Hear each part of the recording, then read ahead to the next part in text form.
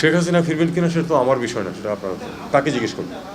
প্রধান উপদেষ্টা ডক্টর মোহাম্মদ ইউনূসের নেতৃত্বাধীন অন্তর্বর্তীকালীন সরকার গঠনের পর থেকে সাবেক প্রধানমন্ত্রী শেখ হাসিনার বিরুদ্ধে শতাধিক মামলা হয়েছে।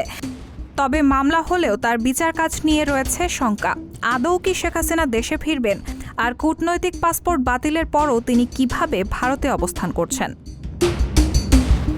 অবশেষে বিষয়টি নিয়ে মুখ খুলেছেন অন্তর্বর্তীকালীন সরকারের পররাষ্ট্র উপদেষ্টা মোহাম্মদ তৌহিদ হোসেন। গণমাধ্যমকে তিনি জানিয়েছেন, শেখ হাসিনা ভারতের কোন স্ট্যাটাসে রয়েছে তা তাদের জানা নেই। শুধু তাই নয়, শেখ হাসিনা ভারতের অবস্থানের বিষয়ে এখন পর্যন্ত দিল্লির কাছে আনুষ্ঠানিকভাবে কিছু জানতে চায়নি অন্তর্বর্তী সরকার। মঙ্গলবার পররাষ্ট্র উপদেষ্টা এসব তথ্য জানান। শেখ হাসিনা ফিরবেন কিনা সেটা তো আমার বিষয় না, সেটা আপনারা তাকে জিজ্ঞেস করবেন।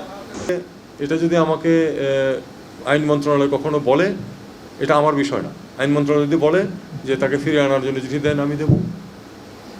গণমাধ্যম কর্মীদের এক প্রশ্নের জবাবে পররাষ্ট্র উপদেষ্টা বলেন, সবকিছুই শুধু আইন দিয়েই চলে না। এর আগেও এমন ঘটনা ঘটেছে। একই প্রক্রিয়ায় এমন অনেকেই মার্কিন যুক্তরাষ্ট্রে 2 বছরেরও বেশি সময় থেকে এসেছে।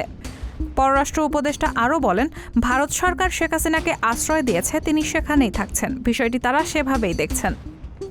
ভারতের পররাষ্ট্রমন্ত্রীর বরাত দিয়ে তৌহিদ হোসেন বলেন, তারা প্রথমেই যেটুকু বলেছিলেন যে শেখ হাসিনা ভারতে এসেছেন, খুব তাড়াতাড়ি তাকে আসতে দিতে হয়েছে, সেটুকুই তারা জানেন। এদিন জাতিসংঘের ফ্যাক্ট ফাইন্ডিং মিশনের তদন্তে বাংলাদেশে কোনো হস্তক্ষেপ করবে না বলেও জানান পররাষ্ট্র উপদেষ্টা মোহাম্মদ তৌহিদ হোসেন। তিনি বলেন, তারা চায় সম্পূর্ণ নিরপেক্ষ একটি তদন্ত হোক। তারা কোনো ধরনের হস্তক্ষেপ করবেন না। তদন্তের কাজে জাতিসংঘের দল কোথাও যেতে চাইলে সেখানে যদি নিরাপত্তার ব্যবস্থা বা থাকার ব্যবস্থা করতে হয়, সেরকম লজিস্টিক্স সহযোগিতা করতে তারা রাজি আছে।